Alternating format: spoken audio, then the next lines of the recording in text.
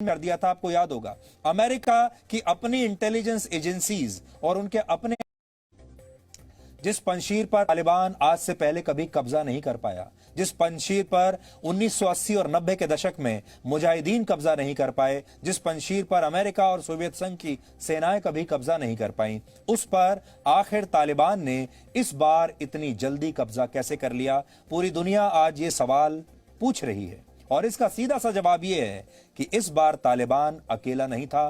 पहली बार ऐसा हुआ जब तालिबान के साथ कोई और था, तालिबान के पीछे कोई मदद कर रहा था, और यह था पाकिस्तान। पाकिस्तान की सेना तालिबान के साथ थी, और जो एक्सपर्ट्स कहते थे कि काबुल पर तालिबान का कब्जा होने में कम से कम 3 महीने लगेंगे, वो गलत साबित हुए।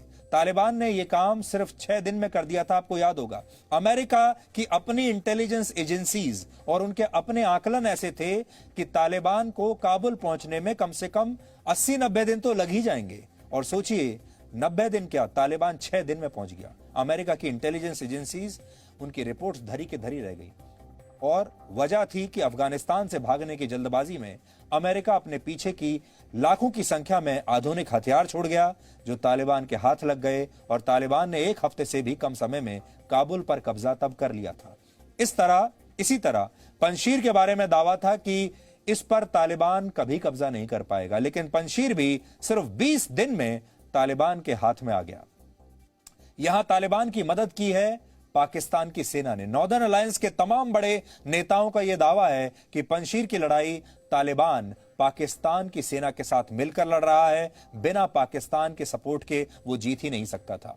पंशीर के ऊपर लगातार पाकिस्तानी वायुसेना के ड्रोन्स उड़ रहे थे, और वो पंशीर के अलग अलग इलाकों में लगातार बम गिरा रहे थे। जैसा कि आप जानते हैं, तालिबान के पास ऐसी एयरफोर्स नहीं है। पंशीर में आप एयरफोर्स के बिना पहुंचना बहुत मुश्किल था, लेकिन इस बार पाकिस्तान के ड्रोन्स ने मदद की। अब आप नक्शे के जरिए पंशीर की भौगोलिक स्थिति को समझिए। पहले पंशीर काबुल से लगभग 100 से 150 किलोमीटर की दूरी पर उत्तर पूर्व की दिशा में है। आज नक्शे के जरिए हम आपको बता रहे हैं, लगभग 150 किलोमीटर दूर है। यह बहुत ज्यादा कोई बड़ी दूरी नहीं है। पंशीर प्रांत में 7 जिले हैं, और यह पूरा इलाका हिंदू कुश के ऊंचे ऊंचे पहाड़ों से घिरा हुआ है। इसलिए पंशीर में घुसना, प्रवेश करना किसी भी बाहरी सेना के लिए बहुत मुश्किल काम है। पंशीर में घुसने का एकमात्र रास्ता पंजशेर नदी है, लेकिन जब कोई सेना यहां से प्रवेश करने की कोशिश करती है तो वो पहाड़ों पर बैठे पंजशीरी सैनिकों के सीधे निशाने पर आ जाती है, और इसलिए भी आज तक बड़ी से बड़ी सेनाएं पंशीर में घुसने की हिम्मत कभी जुटा नहीं पाई, और ना ही कभी कामयाब हो पाई। पंशीर पर हमले का एक रास्ता यह है कि यहां हवाई हमले किए जाएं। अब पाकिस्तान सीधे तौर पर तो अपनी वायुसेना को यहां भेज नहीं सकता था, इसलिए पाकिस्तान की सेना यहां पर ड्रोन्स का इस्तेमाल कर रही है। ये ड्रोन्स सटीक निशाना लगाने में सक्षम होते हैं और सिर्फ चुनी हुई जगह पर ही हमला करते हैं।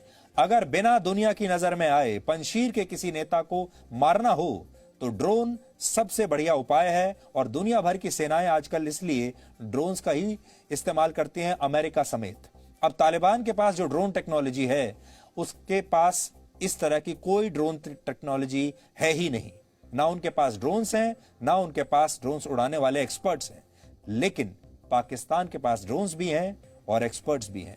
यानी पंशीर में पाकिस्तान की छाप आपको हर तरफ दिखाई देगी, लेकिन दुनिया ये सब कुछ देखकर भी चुपचाप बैठी हुई है। आज बड़ा सवाल यह है कि पाकिस्तान किस संवैधानिक हैसियत से पंशीर में यह लड़ाई तालिबान के साथ लड़ रहा है। पाकिस्तान की फौज को यह सैंक्शन किसने दी, ये इजाजत किसने दी कि वो दूसरे देश में जाकर तालिबान के साथ लड़ाई लड़े।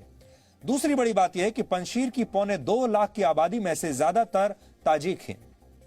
अफगानिस्तान में ताजिक की सबसे बड़ी आबादी पंशीर में ही रहती है। अहमद मसूद और अमरुल्ला साले भी मूल रूप से ताजिक हैं, जबकि बाकी के अफगानिस्तान में पश्तून बहुसंख्यक हैं।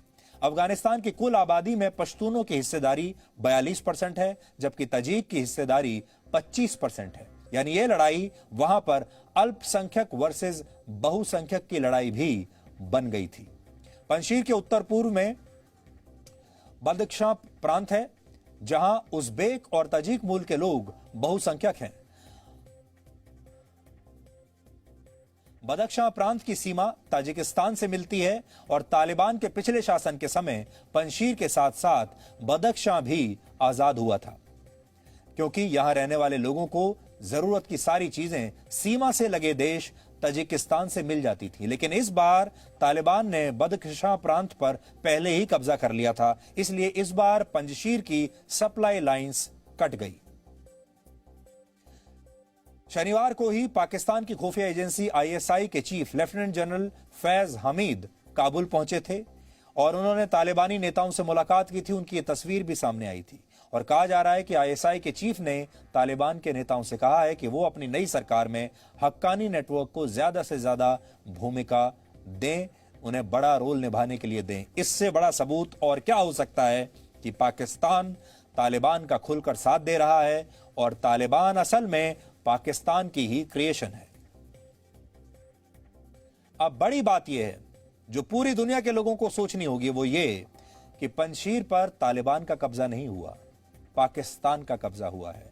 अफगानिस्तान में तालिबान का कब्जा नहीं हुआ, अफगानिस्तान अब पाकिस्तान के कब्जे में आ गया है और लोग शायद इस बात को समझ नहीं रहे, इसकी गंभीरता को नहीं समझ रहे। इसको समझिए आप कि अफगानिस्तान पर एक तरीके से अब पाकिस्तान का कब्जा है और पाकिस्तान के कब्जे का मतलब है चीन का कब्जा।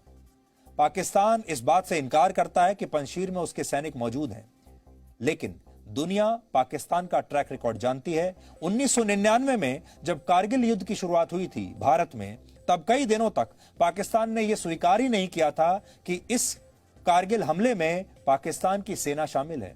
तब पाकिस्तान यही कहता रहा कि लोकल आतंकवादियों ने भारत के खिलाफ विद्रोह कर दिया है, लोकल आतंकवादियों ने भारत के खिलाफ हमला किया है और इसमें पाकिस्तान का कोई हाथ नहीं है। जो चोटियों पर लोग बैठे हैं वो असल में आतंकवादी हैं। उन्होंने पठानी सूट पहने हुए थे, जबकि हकीकत ये थी कि पाकिस्तान ने अपने ही सैनिकों को आतंकवादियों की वर्दी पहनाकर वहां भेज दिया था। लेकिन कारगिल युद्ध में शुरुआत से पाकिस्तान की सेना शामिल थी और जब धीरे धीरे भारत ने इसके सबूत दुनिया के सामने रखे तो पाकिस्तान को तब यह मानना पड़ा था कि इस लड़ाई में उसकी ही सेना शामिल थी। आज पुरानी तस्वीरें हम आपको दिखा रहे हैं और अब पाकिस्तान बिल्कुल ऐसा ही पंजशीर में कर रहा है। इस बीच तालिबान ने अपनी सरकार के गठन के समारोह में शामिल होने के लिए आप जानते हैं किसे बुलाया है? उन्होंने पाकिस्तान को बुलाया है, चीन को बुलाया है, टर्की, कतर और रशिया, सिर्फ इन लोगों को बुलाया है। हालांकि ये साफ नहीं कि तालिबान सरकार का गठन कब होगा, क्योंकि अभी भी उनके बीच में मतभेद चल रहे हैं। तालिबान ने पाकिस्तान को न्योता क्यों भेजा ये आप अच्छी तरह से समझते हैं और चीन को इसलिए न्योता दिया गया क्योंकि चीन अफगानिस्तान में बड़े पैमाने पर पैसा निवेश कर सकता है।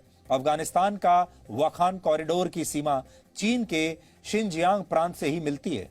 ये वही प्रांत है, शिनजियांग वही प्रांत है जहां बड़ी संख्या में वीगर मुसलमान रहते हैं और उन पर चीन अत्याचार करता है। चीन वीगर मुसलमानों को नियंत्रित करने के लिए तालिबान की मदद भी आगे चलकर ले सकता है। अब सबसे बड़ी विडंबना सोचिए, सबसे बड़ी विडंबना यह है कि अफगानिस्तान में बुर्का ना पहनने पर सजा दी जाती है और चीन में बुर्का पहनने पर सजा दी जाती है। यानी चीन और तालिबान दोनों ही मुसलमानों पर खुलकर अत्याचार कर रहे हैं और इस्लाम के ठेकेदार इस मतलब की दोस्ती पर चुप बैठे हैं, मुसलमानों पर हो रहे अत्याचार पर चुप बैठे हैं। चीन में भी मुसलमानों पर अत्याचार हो रहे हैं और अफगानिस्तान में भी जो लोकल नागरिक हैं वो भी मुसलमान हैं, उन पर भी अत्याचार हो रहे हैं। 10 वर्षों तक अफगानिस्तान में लड़ने के बाद जब 1989 में सोवियत संघ की सेनाएं वापस लौटी तो इसका सबसे बड़ा फायदा अमेरिका को हुआ था, क्योंकि अफगानिस्तान में हारने के बाद सोवियत संघ टूट गया और रशिया की ताकत कमजोर पड़ गई। अब जब अफगानिस्तान में 20 साल लड़ने के बाद अमेरिका वहां से भागा है तो इसका सबसे ज्यादा फायदा चीन उठाना चाहता है, चीन को फायदा होगा। इसलिए आज आप ये भी समझिए कि अफगानिस्तान के बाद अब एक नया वर्ल्ड ऑर्डर आपको देखने को मिलेगा। कतर तालिबान के लिए इसलिए महत्वपूर्ण है क्योंकि कतर ही पिछले 1.5 वर्षों से तालिबान और दुनिया के दूसरे देशों के बीच बातचीत करा रहा है। टर्की एक तरफ नेटो का सदस्य है तो दूसरी तरफ वो खुद को दुनिया में बड़ी इस्लामिक ताकत के रूप में स्थापित करना चाहता है। टर्की के उस्मानिया साम्राज्य का करीब 4 शताब्दियों तक एशिया, अफ्रीका और यूरोप जैसे महाद्वीपों पर एक छत्र राज था, लेकिन जब उस्मानिया साम्राज्य का अंत हुआ तो टर्की खुद को यूरोप का हिस्सा मानना चाहता था। लेकिन अब टर्की के राष्ट्रपति ने अपना सारा ध्यान एशिया की तरफ केंद्रित कर दिया है, जिसमें अफगानिस्तान, बहुत अहम है। अफगानिस्तान के गेम में 5वें बड़े खिलाड़ी का नाम है रशिया, जिसे 1989 में मुजाहिदीनों के हाथों हार कर भागना पड़ा था। लेकिन अब अमेरिका की दुर्गति के बाद रशिया मुजाहिदीनों से ही निकले तालिबान के साथ दोस्ती करना चाहता है। कुल मिलाकर ये पांचों देश एक नया वर्ल्ड ऑर्डर बनाना चाहते हैं, जिसमें चीन और रशिया सबसे बड़ी महाशक्ति के रूप में उभरेंगे। ये एक नया ब्लॉक बन जाएगा। अब आप सोचिए, एक तरफ है चीन, उसके साथ है रशिया, उसके साथ है पाकिस्तान, उसके साथ है अफगानिस्तान, उसके साथ है टर्की, उसके साथ है कतर।